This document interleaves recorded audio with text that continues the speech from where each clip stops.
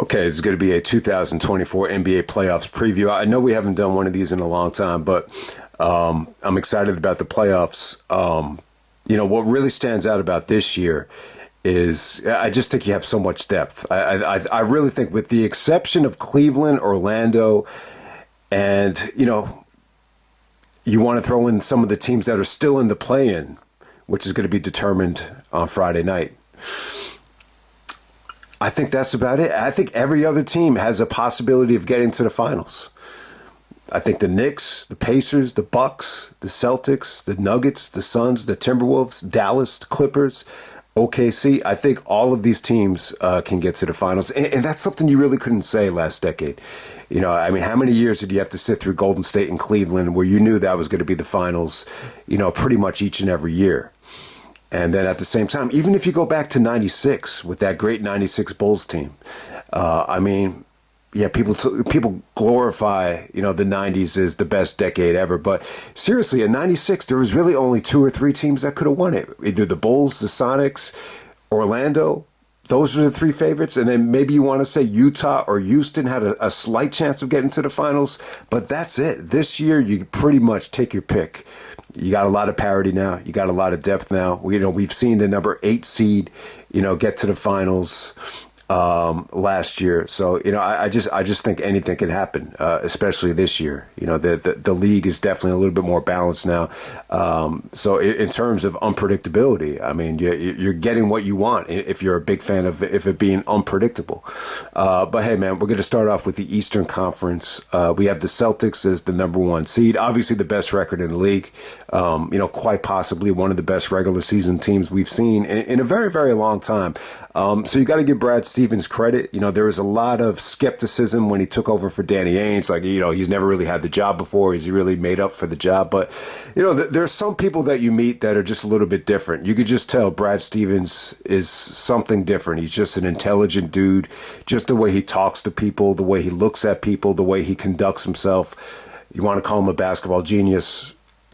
I think he definitely has those attributes. So he's really tweaked the team and made them better. There's no doubt about it. Bringing in Porzingis was, a huge move, exactly what they needed. Bringing in Drew Holiday, exactly what the Celtics needed. Obviously, it didn't work with Kyrie as, the main scoring option at point guard. But Drew Holiday is totally different. He doesn't care about being the man. He doesn't really care about scoring.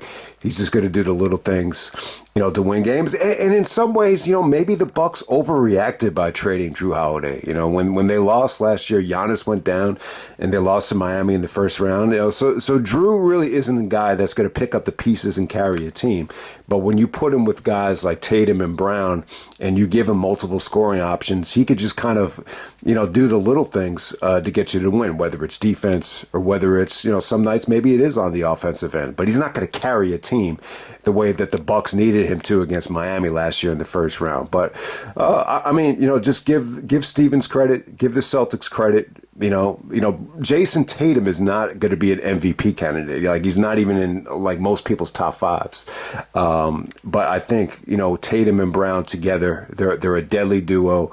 I think at times they're a little bit inconsistent. I think what Drew does is he can kind of, handle the ball in situations where they've been kind of forced to being ball handlers last year. And even in the finals against Golden State, where they got exposed by trying to dribble against smaller guys. So Drew really solves that problem. But yeah, they're a well-balanced team. But at the same time, I think when they get a little bit trigger happy, especially Brown, I think they could be very inconsistent. I think they could be vulnerable. I think with Porzingis as well, he's very unreliable. I think Porzingis has been an awesome fit. This is exactly what his career needed. But at the same time, he has not proven to be very durable, especially when you're going, deep into the playoffs. I think you'd be lucky to get like 2 healthy rounds out of him. So I just would not rely on Porzingis. I don't think Porzingis getting injured would totally, destroy the Celtics. But I'm just saying, just keep an eye on his health. So they're going to either be playing the Bulls or Miami in the first round. I think they'll easily, win against either team. You would think Miami would give them some trouble, but Miami's team is not as good as it was last year. If you look at some of the pieces that Miami had last year, whether it be Strus, whether it be Vincent, they're just not as. They just don't have the depth that they had last year. I mean, they still have Adebayo. Jimmy Butler is hurt right now with an MCL sprain, so you don't even know if he's going to be able to, suck it up and play in the play-in. I would think that Chicago would give them a deadlier test if they do play the Bulls, and this is why I hate doing these previews when we don't know exactly who they're playing. But there's just very little time, between now and when the playoffs start to actually get this up. But hey, I love DeRozan. Kobe White is definitely the most improved player. He's come on. He's similar to Maxey. Like when you look at Kobe White and Maxey, like their rise has been very similar. They're very similar players. So they've definitely found the hidden gem in Kobe White. He dropped 40 the other night in the playoff game. Vucevic is a liability on defense, but he could definitely score. I think. Andre Drummond is a little bit lethargic and clunky, but, he is a big body. You got Caruso hurt, which definitely is going to hurt Chicago. So, if Chicago gets in, I would definitely be rooting for them. I definitely think DeRozan is the most skilled, one of the most skilled players in the playoffs. And it would be a Billy Donovan, going up against, or a Rick Pitino protege going up against a Brad Stevens protege. So the coaching matchup is definitely intriguing there. You would give Billy Donovan the edge in terms of experience, but I just think defensively the Bulls are just really really lacking at times, and they are missing Zach LaVine, they are missing Lonzo Ball. So they've definitely been injury prone the whole year. But I love the idea of the Bulls upsetting the Celtics. I think that would be a sexy first round matchup. I mean the Bulls and Celtics have delivered some classics. When you're looking back in the history, going back to '86, going back to 2009 with Derrick Rose's rookie year. So Bulls and Celtics would be a really attractive first round matchup. But I just think the Celtics have too much power. Even if the Celtics are really not even hitting offensively, even if they're not hitting their threes, they should definitely still win this series because the Bulls are not really a great 3-point shooting team. So keep that in mind. But hey, man, if Miami sneaks in here.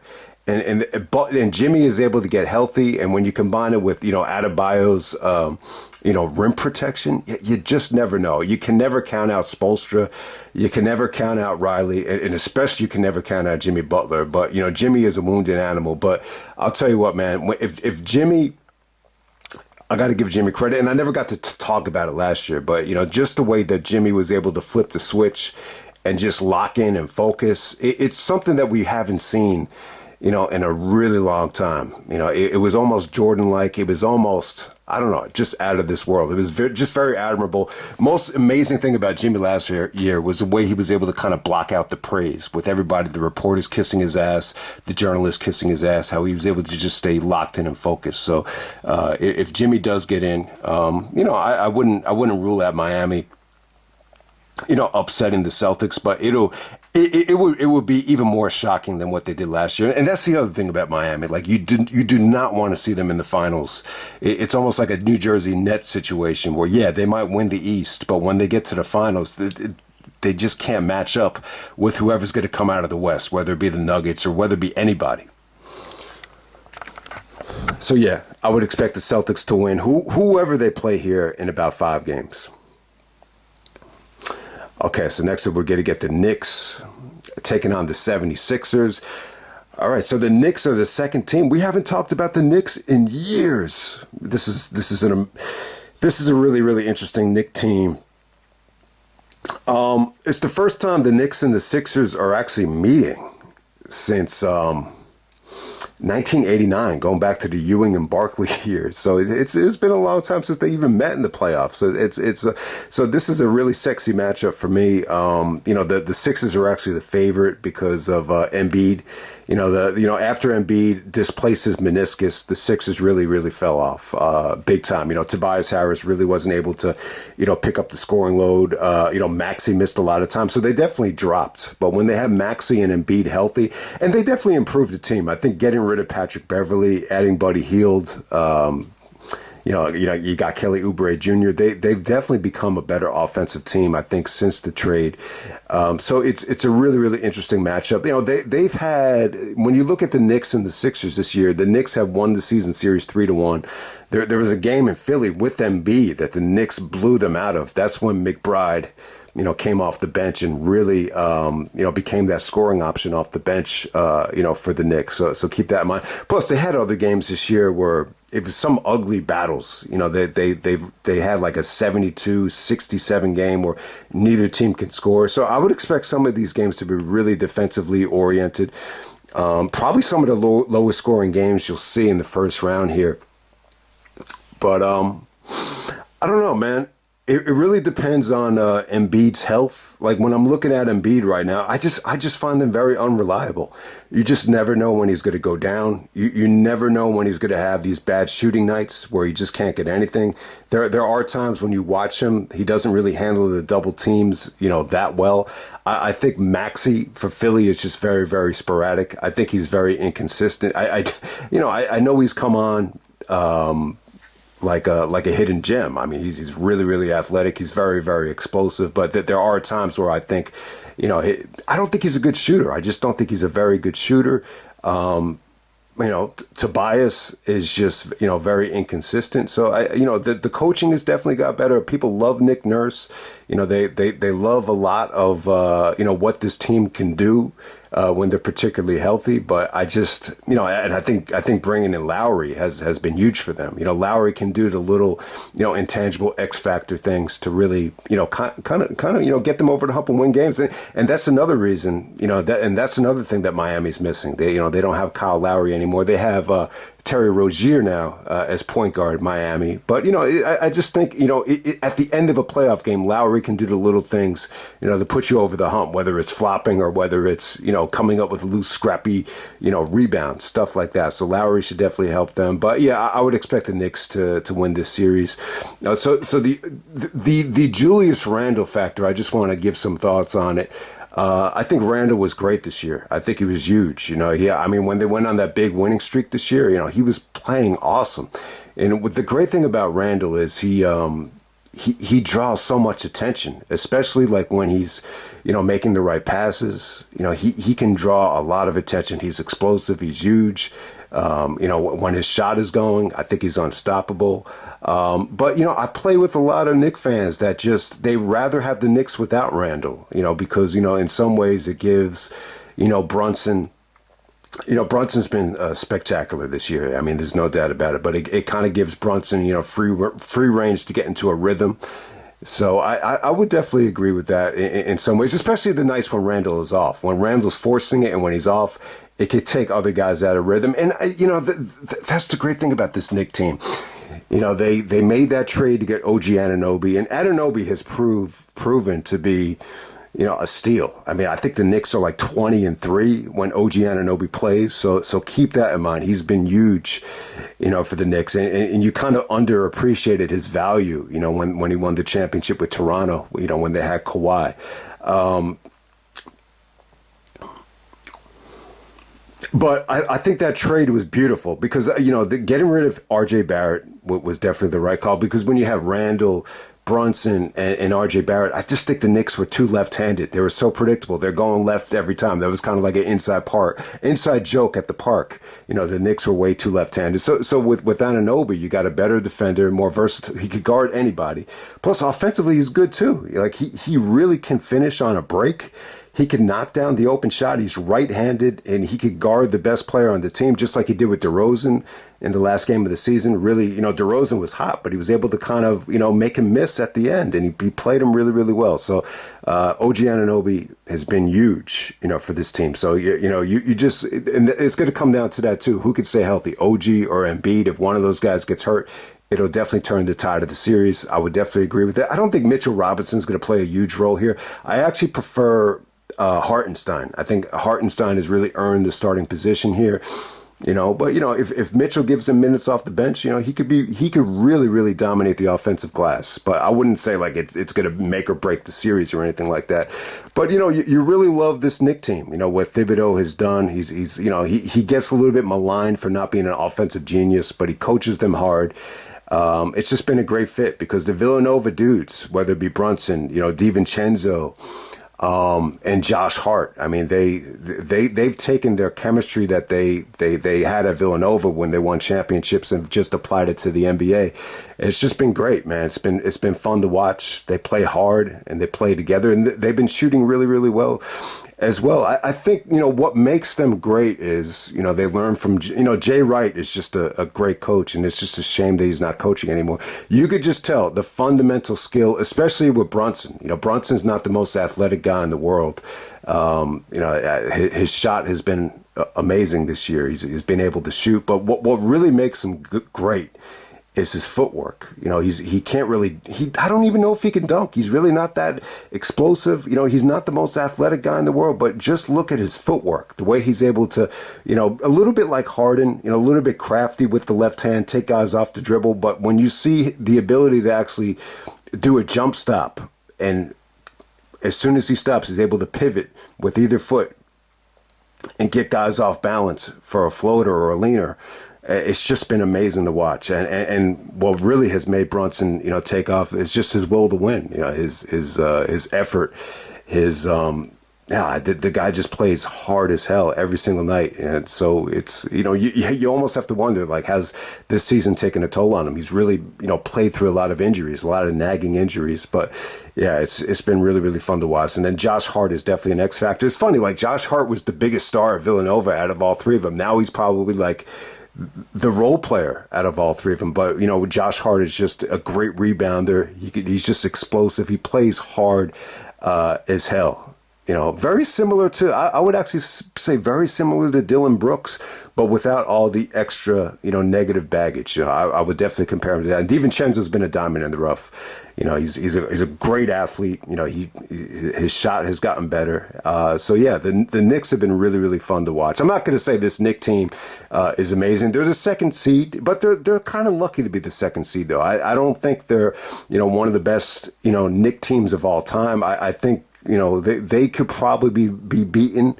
They're pretty vulnerable. I'm not going to jump out at you and say, oh, this is better than the '99 Knicks, or this is better than even the Carmelo Knicks, like in terms of talent. That one team with Jason Kidd, but they're very well coached and very fundamentally sound, and who knows, I mean, the record with, if you could get Brunson going and you could just get a lot out of the role players and you have OG shutting guys down, I think the sky's pretty much the limit for them. So we'll see. A lot of it just depends on who they match up with, but yeah, I would expect the Knicks to beat the Sixers here. I can see this going 6 games. I think if it goes 7, I'd be surprised if it goes 7 games. I think that'd be a tough sell to see the Knicks actually win at the Garden in a game 7. But it should be a hell of a series. I'm really, really looking forward to it. Okay, next up we have the Bucks taking on the Pacers. So the Bucks are the 3rd seed, and they're taking on the Indiana Pacers, the 6th seed. So a lot of interesting storylines here. So the Pacers actually beat the Bucks in the in-season tournament. And the Pacers actually got to the finals of the in-season tournament. They lost to the Lakers. But other than that, there was a game where Giannis scored 60 points, and they didn't want to give Giannis the game ball because somebody on Indiana scored their first baskets as a rookie. So you have that storyline there. So there's been a lot of like bickering and heat between these two teams. But it should be a fun series. It should really be fun. So Giannis has the calf strain, and he might not be playing in the first couple of games. Not the worst thing in the world, though. I mean, in terms of you're looking at Giannis, playing through injuries, it's been pretty good. The track record. You remember the year they won the championship, he actually had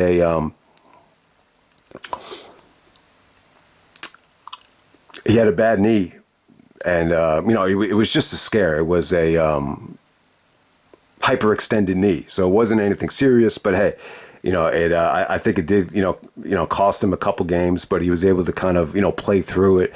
All right, so the calf strains are really, really tricky. So it's almost like he's playing with fire here. There's a lot of people worried that he's going to tear his Achilles here, because you've seen the same thing happen to Durant. You've seen it happen with Aaron Rodgers, where you have the calf strain and then it leads to the Achilles tearing. It's a legitimate concern. I really wouldn't be too worried about it. I think the best way to let the calf strain heal sadly, it's just to stop playing. If you let it rest and you let it heal, sometimes it just goes away. But it's tricky though. If you keep playing on it, it kind of comes back. They're a friggin' pain in the ass to deal with. It's just something you have to deal with. I guess late 20s, early 30s. That's when they start. This is something that you never had to deal with as a teenager or even in the early 20s, like no matter what. But, a lot of it happens from just a lot of trauma, trauma from my experience. It's running downhill, running up bleachers, running downhill at the reservoir. That's where I've noticed it happening from. And then at the same time, like when you take a rest, sit down, and then, start doing jump rope or start running without warming up, that's when it could happen again too. So it's kind of a pain in the ass thing, but there are little things you can do, to try to avoid it. But, yeah, I mean, he's playing with fire. I mean, it's as simple as that because it has been proven, especially with Kevin Durant, the calf strain. If you don't let it heal, you don't give it enough time to heal, especially if it's a, grade 2, grade 3, strain. This could definitely lead to an Achilles. So Giannis will be playing with fire if he does play in this series. So say he doesn't even play. Can Dame actually carry the Bucks? Past Indiana, I think it'll be tough. It'll be really, really tough. Indiana can score with anybody. They're a great scoring team. It's really, really funny. When I'm looking at the Bucks this season, they kind of fit the criteria of a team that can win the championship. How many times have you seen a championship video and the team goes through adversity? Like, oh, yeah, like they fire the coach and, we didn't know what, Miami from 2006 would be an example of that, where they fire the coach midseason, Stan Van Gundy, Riley takes over, they win the championship. So we've seen, Doc Rivers has taken over this team and they haven't really been as good with Doc, but I don't really think it's Doc's fault. Doc has come up with a lot of excuses and, he's been thrown under the bus by a lot of former players, but at the same time,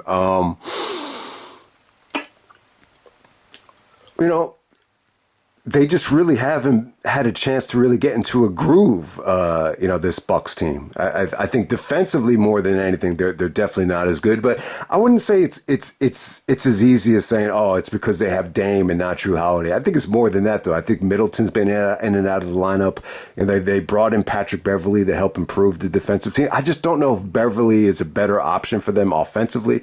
Maybe they lost a little bit of depth by giving up Cameron Payne and some of the other guys. So maybe that has a little bit to do with it as well. But still, on paper, though, the third seed, you have Giannis and Dame.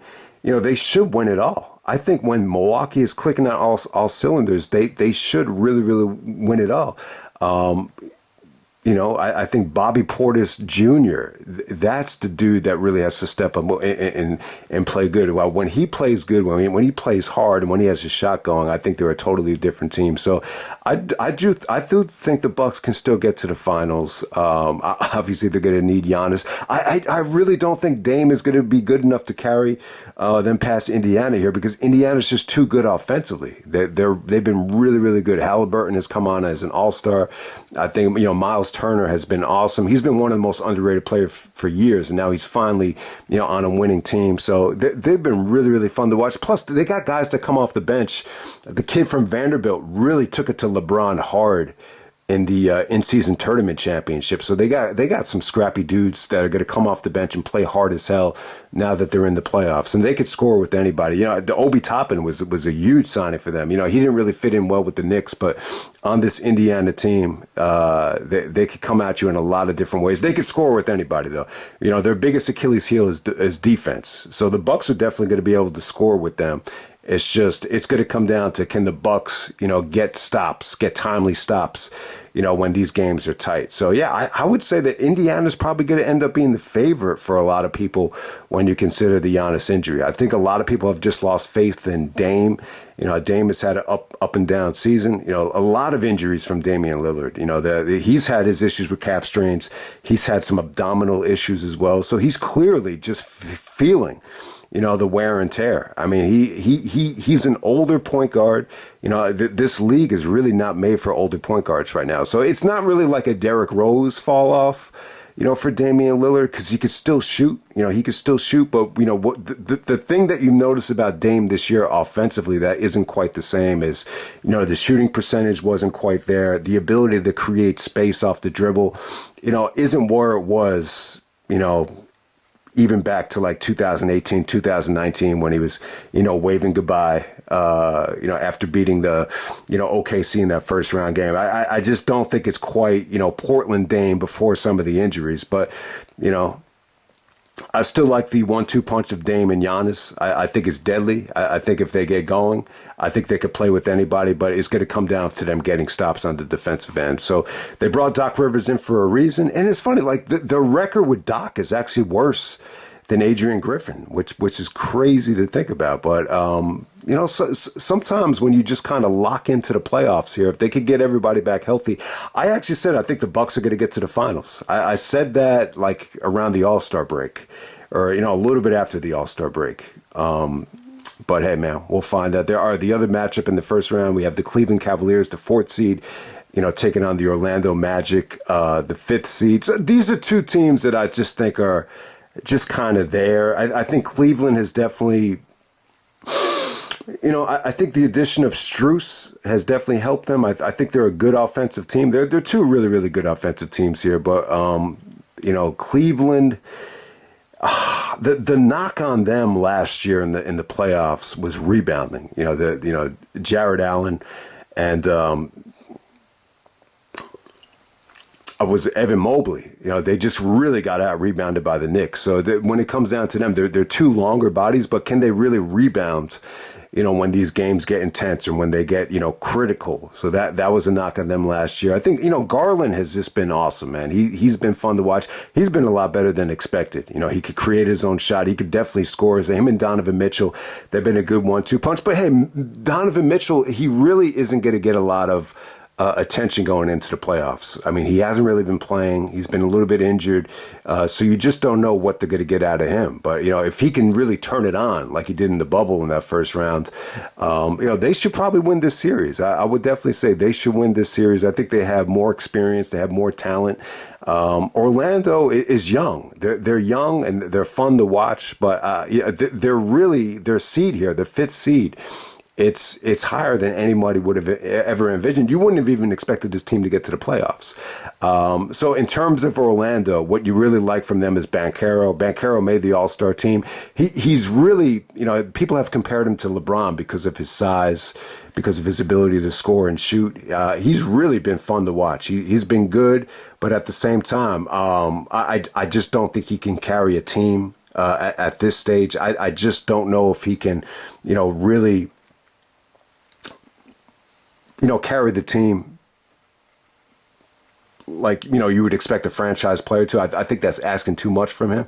But they have some nice pieces. I think Jalen Suggs is really a great athlete. He's long, he's tall, he's athletic, he's explosive. And then, the Wagner brothers have been, really, really good as well. I mean, they've been good, but, I just don't think they're really made for the playoffs. I think the same issue is really plaguing Orlando, that it has in the past, where you see a lot of talent, but who's really that go-to option when the game is on the line. And so yeah, they're a young team, very inexperienced. Would it shock me if they got to the finals, or would it shock me if they won this first round series? I gotta say it really, really would.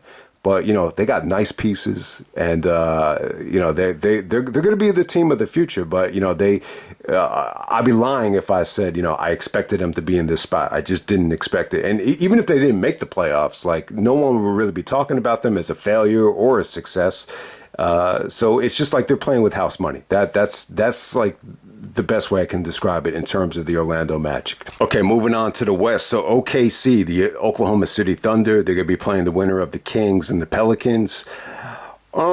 Just some general thoughts on Oklahoma City. So it's pretty much Shai Gilgeous-Alexander coming on like a monster the last couple of years. Kind of mixing it in with just younger talent. They got the coach of the year, who really doesn't get a lot of attention, not a lot of exposure, but They're just a really, really, well balanced team featuring just a lot of young talent. They're a young ass team. I mean, they really are. I mean, most besides Shea, everyone is pretty much like under 24. Chet Holmgren, arguably the rookie of the year, if they're not going to give it to Wemby. So he played really well this year, up to expectations. Just, the dude can shoot it. He's long, he's athletic. He's really been fun to watch. Jalen Williams has been, the diamond in the rough, for this team. So they got two Jalen Williams, but the dude that starts, he's been really, really, really good. I just think they're very well balanced. They're very well balanced on offense. They're a solid defensive team, even though they don't really have, a rim protector. So when it comes down to it, I would expect them to win easily over the Pelicans. I think Sacramento will give them the tougher challenge. I think Sacramento can really, match them offensively. I think Sacramento can score with anybody, especially when Fox is on. I think, Sacramento could be unstoppable. The key to Sacramento, and from what I've seen, especially in that playing game, that Keegan Murray dude, like he will be like the new Klay Thompson, defensively and especially offensively when he has his shot going. He could be a big money player. So Sacramento is actually missing Monk, and they're missing some other guys. I'm not a huge Sabonis guy. I think Sabonis could put up big numbers, but in big time playoff games, especially defensively, I just don't know if I would trust Sacramento. I would just don't know if I would bet on Sacramento to go up against OKC. But hey, OKC, the number one seed in the West, and it's just Shea Gilgeous-Alexander with just so much younger talent here. It's an amazing story. I don't think anyone expected Shea to be this good. To me, like what makes him great is obviously his ability to create space. He's long, he's tall. He could take anyone off the dribble. He could finish with either hand. Just the way he finishes on, just the way he finishes with his feet, it's just something to see. So, yeah, Shea's been really, really good. But, I mean, this is going to be a test for Shea, though, for Shea Gilgeous-Alexander. I don't think he's ever been in the playoffs before. It should be interesting to see how he handles, double teams, how he handles the adjustments that teams make. It should be really, really fascinating. But, give OKC credit. Give OKC a lot of credit. They after getting rid of Westbrook and Paul George, they've been sitting on 1 million picks for years, and they haven't even cashed in on maybe 50% of those picks yet. And here they are, the number one seed. So you got to give the GM credit. And OKC, the number one seed. I would expect them to easily, win. If they play the Pelicans, I think the Kings, it wouldn't surprise me if the Kings took that to 7 games. Okay, next up we have a rematch of the Western Conference Finals. We got the Nuggets, the number 2 seed, taking on the Lakers, finishing with the 7th seed. So, yeah, let's keep in mind, man, the Lakers have, they won the in-season tournament. What that really proved to me is, when they have to turn up the juices, they did it. LeBron was incredible on the fast break, that whole in-season tournament. When you got LeBron running downhill with the ball, he was as good as ever. It's amazing what he did this year. I don't think LeBron is in his prime, but still, like when he gets enough rest and when he could turn on the juices, you just never know. Same thing with Anthony Davis too. When he played the way he played against Indiana in the championship, blocking every shot, contesting everything, being active. They look like a different team. I mean, they look great. Even D'Angelo, I'm not a D'Angelo Russell guy, but I'm not going to deny it. He's actually played pretty well the second half of the season. Reeves has had some really, really big games. Hachimura has been great for them defensively. So I've seen the Lakers a lot more than OKC, this past year. So I could definitely, Lakers have gotten a lot of exposure. Would I give them a chance against the Nuggets here? I just don't know. It's tough. I mean, their record against the Nuggets suck. They got swept last year, right? Didn't it go 4 games? And even this year in the regular season, the Nuggets have, pretty much had their number. Even when the games were close, Jamal Murray would always get these, extra points at the end of these games just to kind of, put the dagger in them. So I think that's the key. If the Lakers can find out a way to kind of neutralize Jokic, if you could get Anthony Davis just to lock in on Jokic without, making passes to Porter or making passes to Murray. And the other guy you really got to worry about is, Caldwell Pope, the ex-Laker. To keep him from, being a pest on defense. I would really give the Lakers a shot to win this series. I don't think they're going to get swept. I don't think they're going to get dominated. I guarantee you this: it'll definitely go 6 or 7 games. It's not going to be a sweep. This is going to be a very, very interesting series. For anyone that thinks this is going to be a sweep, I would bet against it. I think LeBron really did a good job of pacing himself, leading up to the playing games or leading up to the playoffs. So we'll see here. But Jokic is just incredibly difficult to figure out because he's such a large body. He doesn't really jump that high. He's not injury prone. But if you could just really, it's really difficult to pinpoint how to stop that pick and roll between Jokic and Murray. It's almost like, either way you play it, they're going to destroy you either way. If you leave Murray open, forget it. If you collapse, if you trap Murray, you're going to find a way. Jokic is going to find a way to score, no matter what. He's going to find somebody else. But, what really kind of, Porter's brother, when you're looking at Porter Jr.'s brother, he actually just got banned from the NBA. So, maybe he might not be going into the series in, the best state of mind. Sometimes those things kind of, play into it. What really hurt the Nuggets over the last couple of years were just the injuries to Murray and Porter. If one of these guys, has an off series or one of them goes down, Porter's been very injury prone. And that's why the Nuggets have been so good is luckily the gamble of picking Porter 13th in the draft when everyone said, don't pick him. It's actually worked out really well. He's been the great third scoring option for him. So, a very, very difficult series to predict, because the Lakers have proven that, in a one-game series, they could play with anybody, especially when they're motivated and if you got money on the line or playoff shares on the line, they could pretty much play with anybody, especially with how hard. The key is Anthony Davis, though. If he could play the way he played in that in-season tournament final against Indiana, I think the series could go either way. But if you're going to ask me who's going to win this series, I would have put money on it. I'll pick the Nuggets to win in 7. I hope the Lakers make it interesting and upset them, though, but we'll see what happens. All right, the next series, we got the Timberwolves taking on the Suns. Very, very interesting, first round matchup right here. All right, so let me start with Phoenix first. Phoenix was a sexy choice going into the season with the big three. They traded, they got rid of Chris Paul. That freed him up to get Bradley Beal. So you got Bradley Beal, Devin Booker, Kevin Durant.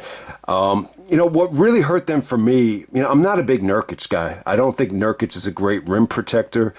I do think 2 things really hurt them. Not having great rim protection. I'm not going to say that they miss Ayton. I just think they need a better defensive presence underneath the rim. That's all I'm saying. I think the other thing that hurt them too is, not having Chris Paul. I think if Chris Paul was there, he could kind of, come off the bench and kind of, be an orchestrator and, get guys involved. I just don't think. I think it kind of takes its toll not having a point guard. I think that's one of the that's one of the advantages I think Minnesota has here. Mike Conley Jr. is your traditional, point guard that's going to get everybody involved. So that's exactly what they're missing, like a Mike Conley Jr. And then Minnesota has that. But what Phoenix does have, Isaiah was saying that they could score with anybody. They could definitely score with anybody in terms of Kevin Durant, Booker, and Bradley Beal. Bradley Beal's been kind of inconsistent. He's been playing better, but he's had nagging injuries. I don't really think he ever got into a rhythm. Booker has taken most of their shots this year. KD really had an up and down. I mean, I think KD had a pretty good year, but you notice about Durant this year, had a tough time really, creating his own shot against younger and smaller players for the most part. But hey, the great thing about this Phoenix team is even in a half court set, you can't really double team anybody. You double team Durant, you got Booker open. You double team Bradley Beal, you got Durant open. So they definitely have enough firepower. They definitely have some good 3-point shooting with Grayson Allen. He's been a great 3-point shooter. He's a scrappy defender as well. So they do have some good perimeter defenders. And then they just brought in Royce O'Neal. That should really pay some dividends as well on the defensive end. But yeah, I'm not really sold on Minnesota, man. I'm not a huge Minnesota guy. I'm not a big Karl Anthony Towns guy. So he might be coming in and maybe disrupting the chemistry. There was a really awkward game where he scored like 50, I don't know what it was, maybe 60. And the coach kind of threw him under the bus after the game, saying he was taking, bad shots and, he was just trying to score, for himself. And it totally took us out of rhythm. And it was just a really negative night when you look back on it. So, him coming back into the fold, I don't think that's why they're good. I really don't. I think they're good because of defense. I think Gobert, people questioned the Gobert trade at first, but defensively, I think he's improved. He's in much better shape. This is a tough matchup for Gobert, though, because Phoenix is a small team. So once again, when you game plan for Gobert, Frank Vogel's the coach. I don't know, Frank Vogel's more of a defensive guy, but still, when you game plan for Gobert, you take him away from the basket. Phoenix could definitely go small, and that could really, really, mess up the series for Minnesota. But yeah, Minnesota's got, great defensive players. McDaniels is, one of the best on the ball defenders in the league. Anthony Edwards has been a stud. Well, Edwards has really surprised me. When he came into the league, a lot of people thought, this is this cocky young kid that, doesn't really, it's just really athletic, but maybe he doesn't really love the game. I think he's proven people wrong. What really, stands out about him is obviously his explosiveness. He's worked on his game. He's worked on his shot. His footwork has been, almost reminiscent of Jordan, just in terms of the footwork and the explosiveness. He's been really, really fun to watch. But is he going to be able to lock in and be serious for a whole series? And that's a question mark right there. How is losing going to affect him? How can he bounce back from a loss here? So he should really be put to the test. I think they were in the playoffs last year. I think they lost to Denver last year, but I'm really good at keeping it. He should really answer a lot of questions, in this series. So it should be really, really fascinating to see, how he responds here. If they do go down, does he have that will to win, that Jordan-like will to win, to bounce back? Really, really fascinating. But hey, man, I think Minnesota is a team that I think has overachieved. I really don't see them as being, the most talented team in the West. I think they're kind of built for the regular season, especially with Rudy Gobert and Karl Anthony Towns and the rim protection. But I think, when you get to the playoffs, I think it becomes a totally different game. And there's just a lot of guys that, that Minnesota could put in there that are pretty much unproven. But, the silver lining with them is Mike Conley Jr. I think they have the perfect point guard. He's not out to make a name for himself. He's not out to score. He's just going to do the little things to make them good. And that's what Phoenix just doesn't have. So it wouldn't totally surprise me if Minnesota wins the series. I'm going to pick Phoenix, though. I'm going to pick Phoenix here. Durant has, coming off of the Achilles, he's really exceeded expectations when you factor in how he's played with Brooklyn. He played really, really well in Brooklyn, but he did have, that bad moment against Boston where they totally shut him down. And it wouldn't totally shock me if Durant, has a bad series here, but I would expect Durant to get help here. You can't really, lock in on Durant, the way the Celtics did against him. At that time, he didn't really have a lot of help. I think Harden was out of the picture. But in this series right here, if you double Durant every possession, you got Devin Booker open, you got Bradley Beal open, you got Grayson Allen open. So I think this Phoenix team is offensively, I think they're probably the best offensive team in the playoffs. So I would expect them to actually win this series. But this should be a fun series, though. This is basically defense versus offense. And next up, we get to arguably the most intriguing matchup in the first round. We got the Clippers, taking on Dallas in the 4-5 matchup. Fascinating to watch. I'll tell you this about Kawhi. The Kawhi is really the X factor here.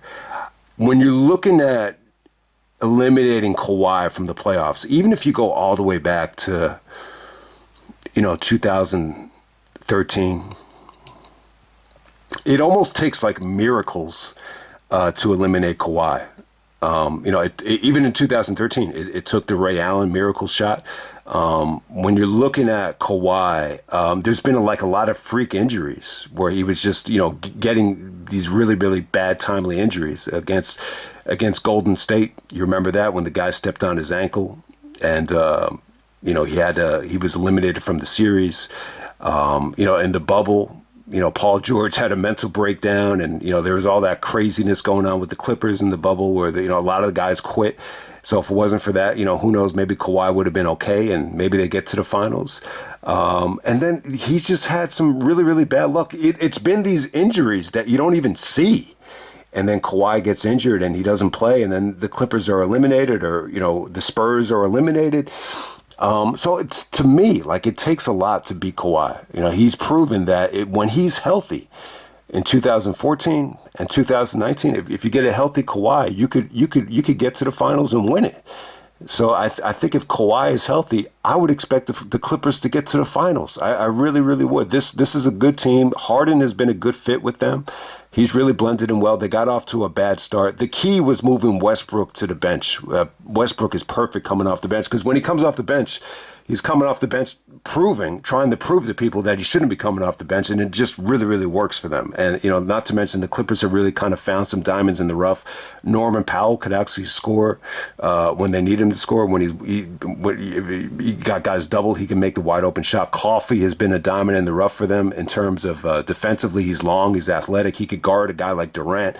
And then he could really knock down open shots, and he could be a pest on the fast break as well. Then Paul George had a pretty good year. This is a contract year for him. He might not resign. So I could definitely see the Clippers losing and then Paul George going somewhere else. But, I think if they're healthy here, I think if all the chips line up where the Clippers are healthy, they should probably beat Dallas. But at the same time, Dallas has really gotten better. Luka and Kyrie have proved people wrong. This has been a great 1-2 punch. Luka's had an awesome year. Kyrie has had a great bounce back year where, he hasn't really minded, playing Robin to Luka's Batman. And they've just been really deadly. They've been able to create their own shots. They've been able to, carry scoring loads. Kyrie's had some awesome moments this year, especially that left-handed hook shot would definitely be the highlight. Luka had the 73-point game. They've really kind of motivated and pushed each other as the year has gone on. The turn for Dallas was improving the team. They drafted really well, bringing in Lively. Lively's been kind of injury prone.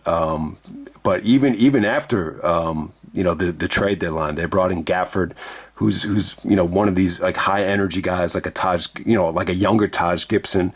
And they also brought in PJ Washington from the Charlotte Hornets. He's given them some more length and depth. They've just become really long and really athletic. They've improved defensively from last year, and that's the biggest key.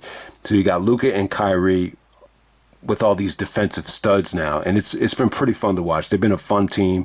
I think the series could go either way. I think if Dallas gets out of the series, they could get to the finals. I think if the Clippers get out of the series, they could easily get to the finals. They have more than enough talent. They have, 4 guys that are, arguably top 75 in NBA history. I think Paul George made that list too, but, you get the point. They got 4 Hall of Famers on their team that are pretty much past their prime. But, when Kawhi is healthy and when he's on, he's a top 5 player in the league, so to say. So I think, when I'm looking at the playoff picture right now, I think OKC is, I think they're young. I think this would be a great learning experience for them. I just can't see them getting to the finals because you just don't know how Shea is going to react to some of the adjustments that they're going to throw at him. Jalen Williams is a good number 2, but Chet Holmgren, with his length and his being a little bit injury prone, being a little bit lanky, you don't know how he's going to be that durable going into the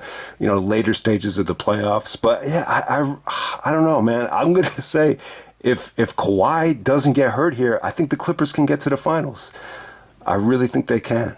I think most people are going to probably go with Denver. but I'm gonna actually go with the Clippers in the West. I'll tell you what, whoever gets out of that first round between the Clippers and Dallas, I think is going to get to the finals in the West. I think Phoenix has enough firepower. The question with Phoenix would be is, are they going to be able to hold up defensively in the long haul? And I think the answer will be no. I think they'd be even lucky to get out of the finals against Minnesota. I definitely don't see Minnesota getting to the finals. Denver getting to the finals, I could definitely see that. I think once again, I think if the Lakers could get past Denver, I think they can, possibly get to the finals. I think their biggest obstacle will probably be the Clippers in the Western Conference Finals. When I'm looking at the East, I really hope the Celtics don't get to the finals. I'm not really a big Jaylen Brown guy. I'm not a big Tatum guy. I would hope the Knicks get to the finals. But if I'm being completely honest with you, I think Brunson is going to have a rough time with a lot of the adjustments. I think if the Knicks somehow, some way get to the Eastern Conference Finals, I think they really don't have a clear-cut defined number two. Is it OG? Is it Josh Hart? It's probably DiVincenzo. So can you really rely on DiVincenzo for the Knicks to get into the finals? You're asking a lot there. You really are. But I would love to see the Knicks get to the finals. I'm telling you, man, trust me, there's nothing better than seeing the Garden hot in May and in June. I've lived through it. It single-handedly saved what would have been the worst year of my life. But, when I was in second grade, I fell in love with basketball. The end of that school year, that playoff run, it single-handedly, made that a pretty fun, spring for me. And that second, it really, that would have been the worst year of my life. I remember just throwing up in class. I remember being nervous. The teacher treated me like shit that year. But hey, man, that's the magic of basketball. That's the magic of the playoffs, man. But hey, I would love to see the Knicks get to the finals. But I'm going to go with the Bucks, man. I think if the Bucks could get out of this first round, they could get Giannis healthy. I definitely think they could get to the finals. I'm not a huge Celtic fan. I think, in some of these games, I think Jaylen Brown and Tatum, I think they try to do too much. And I don't see either guy as being like, this MVP, alpha dog, mega candidate. I think Tatum and Brown, I really thought like they were made to be complementary pieces for Kyrie. But I think, when Kyrie wasn't there and they had success, I think they both got a little bit greedy. But hey, man, the Celtics have a great team. They're very well balanced. Brad Stevens has done a tremendous job. Mazzulla has done a terrific job as a coach. But I see the Bucks getting to the finals. So I'm going to go back to 2020. This is the Sports Illustrated 2020 pick, Clippers and Bucks. So I'm going to go with that. And I'm probably going to say Clippers will win the finals if Kawhi stays healthy. But, I'm probably going to be wrong there. But we'll see what happens. That's what makes it really, really fun. Hope you guys enjoyed the video, and I'm out.